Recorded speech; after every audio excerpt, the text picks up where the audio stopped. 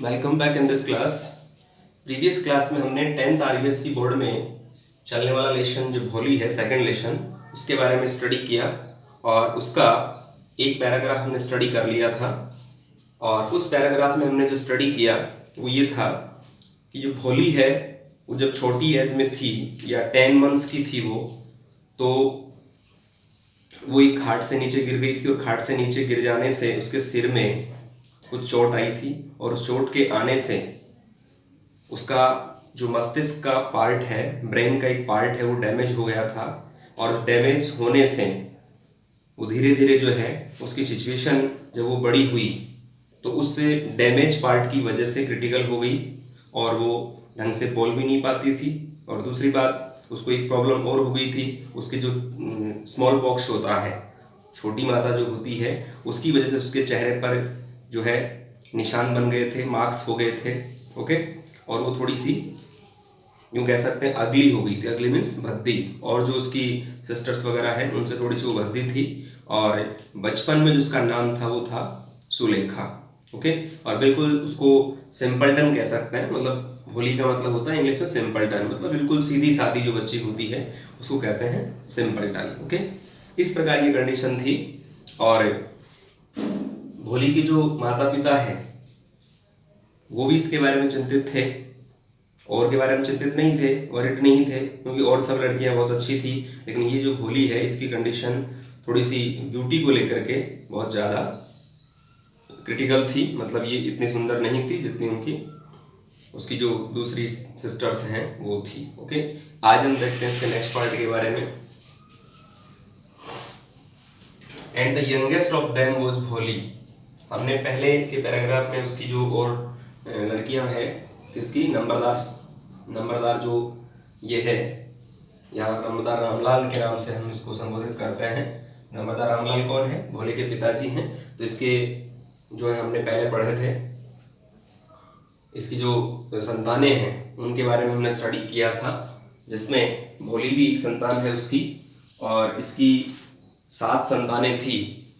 Okay, 7 संतानों में से हमने स्टडी किया था कि 7 संतानें इसकी जो है वो कौन कौन थी। तो इसके अंदर जो है हमने स्टडी किया, राधा के बारे में सबसे बड़ी थी वो, जिसकी शादी पहले कर दी गई थी। और इसके जस्ट बाद में एक जो बच्ची का नाम है वो है मंगला, और एक बच्ची का नाम है चंपा, और जो लास्ट जो बच्ची है उसका नाम है भोली। इस प्रकार से जो है उसके 4 तो ये लड़कियां हैं और 3 लड़के थे। ओके, इस प्रकार से हमने स्टडी किया था। तो संतानें कितनी थी इसके? 7, मतलब 7 संतानें थी, जिसमें से 3 तो बच्चे हैं और 4 बच्चियां हैं। और सबसे छोटी जो बच्ची है उसका नाम था भोली। ओके, ये हमने स्टडी किया था। और भोली को जब बोली आने लगी तो हकला करके बोला करती थी, स्टेमर्ड इसको कहते हैं, स्पष्ट इसको बोलना नहीं आता था। ओके, तो अब हम स्टडी करेंगे इसका नेक्स्ट जो पैरा है उसके बारे में। And the youngest of them was भोली। जो यंगेस्ट है, सबसे छोटी जो बच्ची है, उसका नाम था भोली।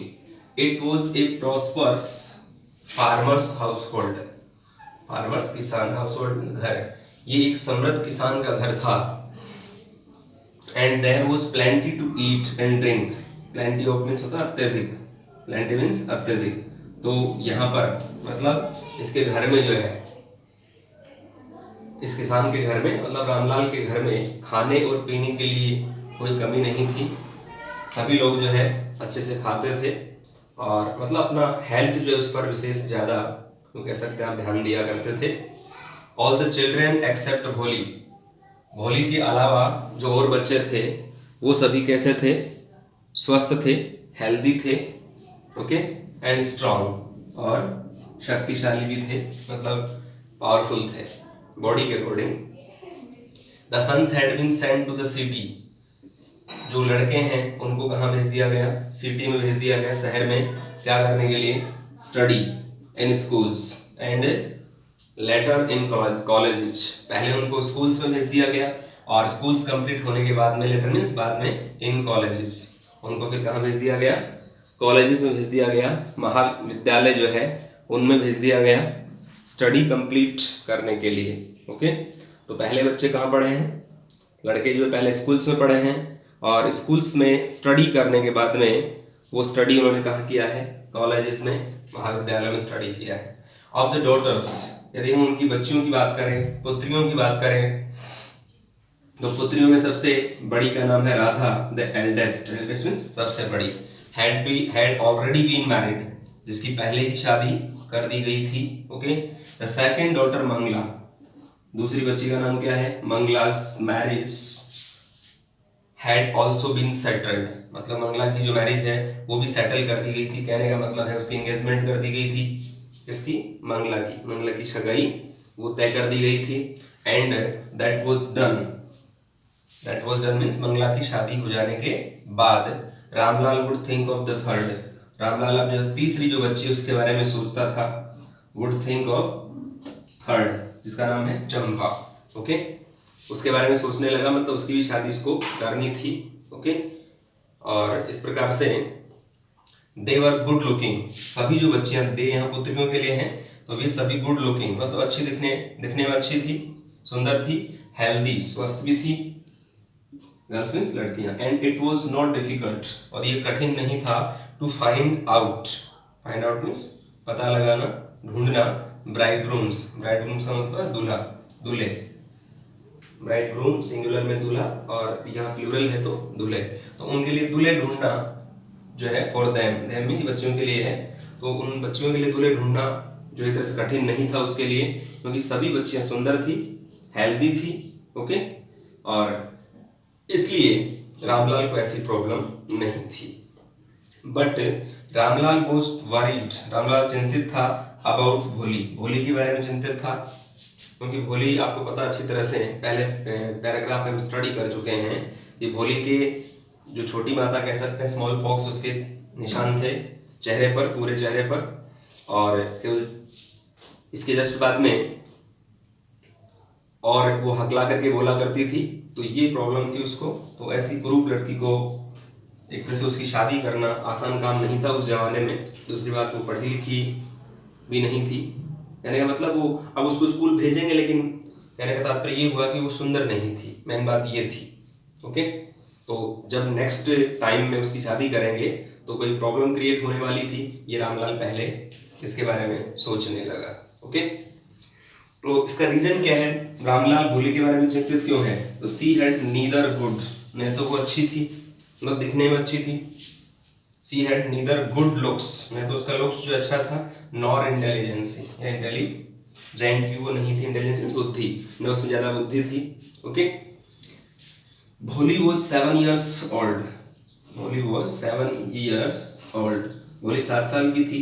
व्हेन मंगला वॉज मैरिड, जिस मंगला की शादी की गई तो उसकी उम्र कितनी थी, उसकी एज कितनी थी, 7 साल थी। ओके, द सेम ईयर उसी साल में a primary school for the girls was open in their village, primary school प्राथमिक विद्यालय है वो लड़कियों के लिए खोला गया, वॉज ओपन खोला गया इन देयर विलेज, उनके ही गांव में, नम्रदार रामलाल के गांव में या भोली के गांव में कह सकते हैं आप, एक प्राथमिक विद्यालय खोला गया। The tahsildar sahib came to perform its opening ceremony, tahsildar साहब जो है वो आए, केम मींस आए, टू परफॉर्म इट्स ओपनिंग, इसकी ओपनिंग जो है वो करने के लिए, उसको खोलने के लिए, उद्घाटन करने के लिए, ओपनिंग सेरेमनी उद्घाटन जो समारोह होता है वो करने के लिए कौन आए, तहसीलदार साहब आए। Okay, he said to Ramlal, Ramlal को उन्होंने क्या कहा, ही का मतलब ये तहसीलदार से है, तहसीलदार साहब ने रामलाल को क्या बोला,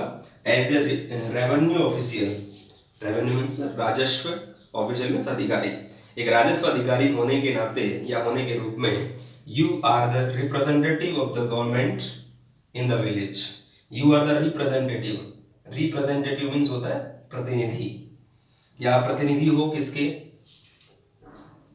गवर्नमेंट के। ओके, सरकार के तुम प्रतिनिधि हो इन द विलेज, गांव में। Okay, you are the representative of the government in the village, गांव में तुम सरकार के प्रतिनिधि हो, एक तरह से मतलब तुम गवर्नमेंट सर्विस में हो।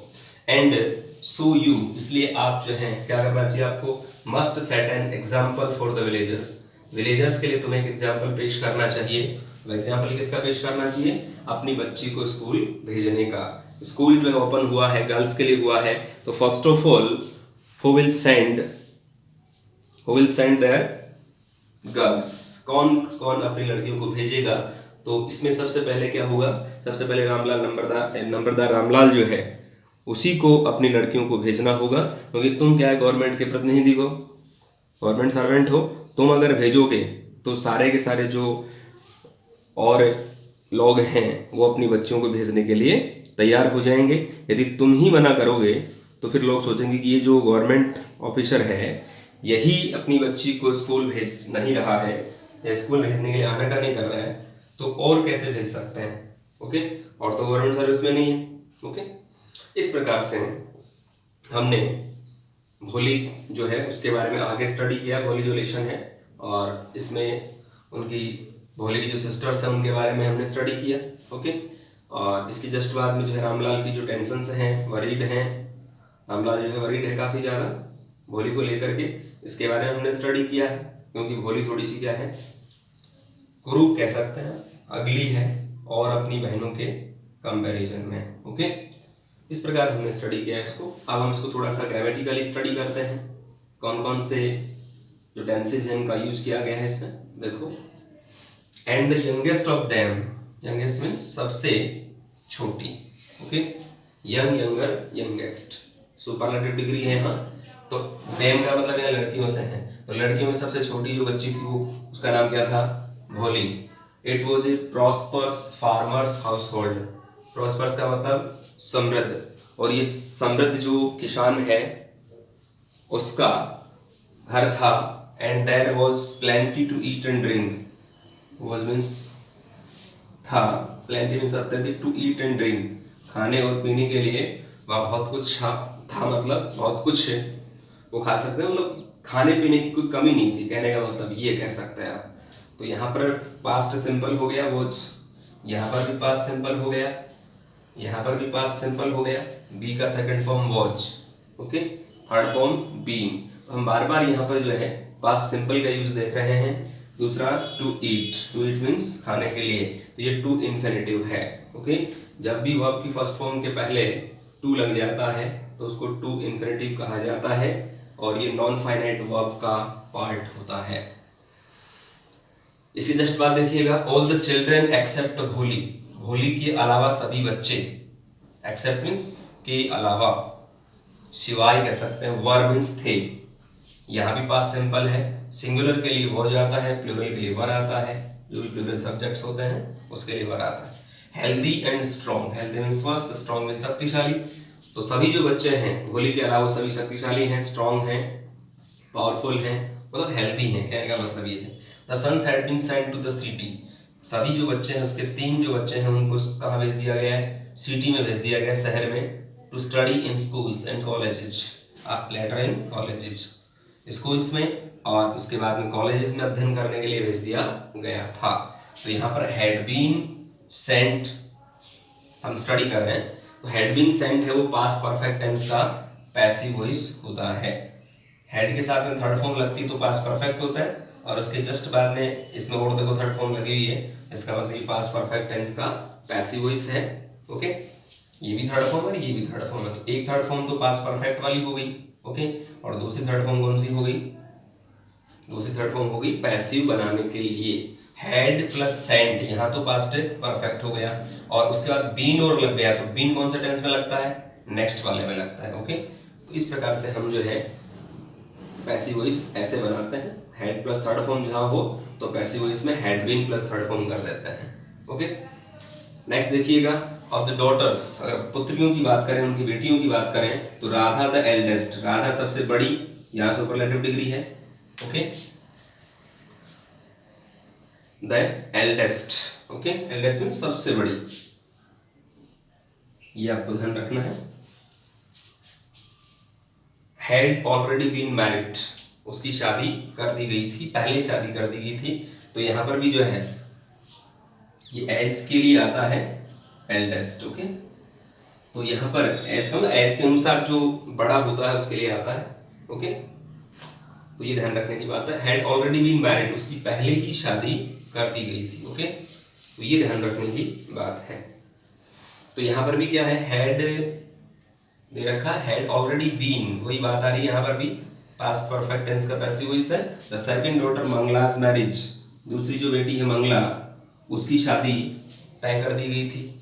Had already, marriage had also been settled, had also been, had been settled means ये पास्ट परफेक्ट टेंस का पैसिव वॉइस है। बीन शब्द आ रहा है, फिर थर्ड फॉर्म आ रहा है।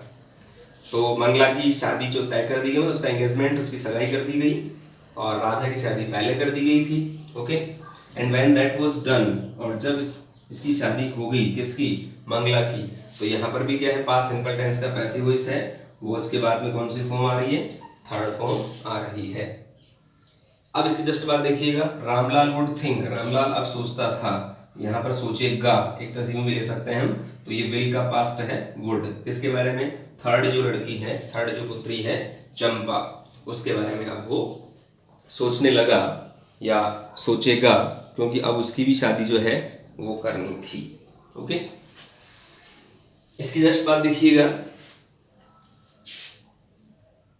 दे वर गुड लुकिंग, सभी जो बच्चियां हैं वो दिखने में अच्छी थी, सुंदर थी, हेल्दी भी थी, स्वस्थ थी, and it was not difficult, और ये आसान नहीं था, to find out bridegrooms for them, to find out पता लगाना, ब्राइडग्रूम्स दूल्हे फॉर देम, उनके लिए दूल्हे ढूंढना कठिन बात नहीं थी या कठिन काम नहीं था। वो मीन्स था पास्ट सिंपल टेंस, क्योंकि सभी सुंदर थी, वो हेल्दी भी थी।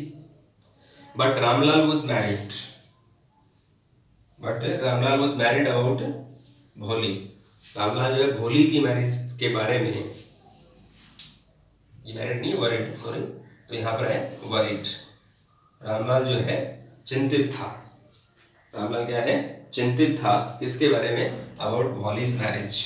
ओके, तो हमें थोड़ा सा वर्ड्स की तरफ ध्यान देना है।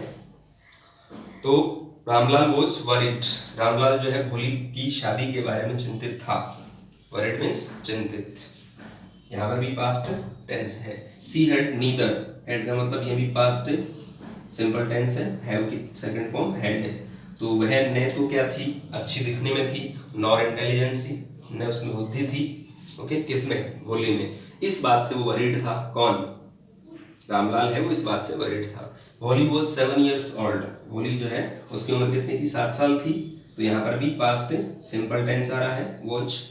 And when Mangala was married, जब मंगला की शादी की गई, तो यहाँ पर वॉज मैरिड, ये पास्ट सिंपल टेंस का पैसिव वॉइस है। ओके, वॉज के साथ में थर्ड फॉर्म होने का मतलब होता है पास्ट सिंपल टेंस का पैसिव। द सेम ईयर, उसी साल में, a primary school for girls was opened, girls के लिए प्राइमरी स्कूल खोला गया, तो वॉज ओपन्ड, यहाँ पर भी पास्ट सिंपल टेंस है, वॉज के साथ में थर्ड फॉर्म दे रखा है, यहाँ पर भी देखो थर्ड फॉर्म था। इन देयर विलेज, उनके ही गांव में एक प्राइमरी स्कूल खोला गया गर्ल्स के लिए। ओके, बालिका प्राथमिक विद्यालय खोला गया। Tahsildar sahib came to perform its opening ceremony, tahsildar साहब जो है वो आए, इसका जो उद्घाटन समारोह है वो करने के लिए तहसीलदार साहब आए यहाँ। ही सेड टू रामलाल, उन्होंने रामलाल से कहा, तो यहाँ पर भी पास्ट सिंपल सेड, केम यहाँ पर भी past simple. Okay, to perform, तो यहाँ पर ये टू इन्फिनिटिव दे रखा है। ओके, इसकी जस्ट बात देखिएगा, ही सेड टू रामलाल, ये हो गया पास्ट सिंपल यहाँ पर। एज ए रेवेन्यू ऑफिशियल, राजस्व अधिकारी। ओके, इसके रूप में you are the representative of the government in the village, गांव में तुम सरकार के प्रतिनिधि हो। ओके, मतलब गवर्नमेंट ऑफिसर हो, यू कहने का मतलब है उनका। तो आर यह प्रेजेंट टेंस है, मेन वर्ब के रूप में आर का यूज है यहाँ पर। And so you must set an example for the villagers, इसलिए तुम्हें विलेजर्स के लिए एग्जाम्पल है उसको सेट करना चाहिए, मतलब विलेजर्स के लिए तुम्हें आगे आना चाहिए। तुम सबसे पहले अपनी बच्ची को स्कूल भेजोगे तो और भी जो लोग हैं वो अपनी बच्चों को भेजने के लिए तैयार हो जाएंगे, क्योंकि वो क्या सोचेंगे कि देखो वो जो नंबरदार रामलाल है, रेवेन्यू ऑफिसर है, वही अपनी बच्चियों को भेज रहा है या भेज रहे हैं, तो अपने को कोई प्रॉब्लम नहीं होनी चाहिए। तो यहाँ पर ये मस्ट मॉडल का यूज है, मस्ट के बाद में जो फर्स्ट फॉर्म है उसका यूज किया गया। तो every model carries first form of the verb, प्रत्येक मॉडल के बाद में वर्ब की फर्स्ट फॉर्म का ही यूज किया जाता है। ओके, इस प्रकार से हमने जो है होली के बारे में स्टडी किया, उसकी सिस्टर्स जो है उनके बारे में हमने स्टडी किया है। ओके, और उसके जो फैमिली की कंडीशन उसके बारे में हमने स्टडी किया है, और उसके जो भाई वगैरह हैं उनको कॉलेजेस में, स्कूल्स में जो है, पहले स्कूल्स में भेजा गया, फिर कॉलेज में भेजा गया, ये हमने स्टडी किया। उनकी जो 3 सिस्टर्स हैं होली की, उनके बारे में स्टडी किया। ओके, जिस सबसे बड़ी राधा है, उसके जस्ट के बाद में, राधा के जस्ट बाद में कौन है, यहाँ पर देखो हमने स्टडी जो किया है, सबसे बड़ी कौन थी, राधा। सेकंड जो है वो थी मंगला। थर्ड जो कौन थी, चंपा। फोर्थ कौन थी, होली। इस प्रकार से हमने स्टडी किया, और ये 3 जो बच्चे हैं उनके नाम यहाँ मेंशन नहीं किए गए हैं। ओके, तो ये हमने स्टडी किया इसमें। तो अब आप इसका जो है ट्रांसलेशन करेंगे टेंस के अकॉर्डिंग। ओके, और जो जो इसमें आपको इस हार्ड स्पेलिंग लगते हैं उनके मीनिंग मैंने बता दिए हैं, वो आप स्टडी करेंगे, और क्वेश्चन आंसर के बारे में जो है हम बाद में स्टडी करेंगे जब लेसन कंप्लीट हो जाएगा। ओके, तो see you in the next class, in the next video. Thank you very much, have a nice day, have a good day.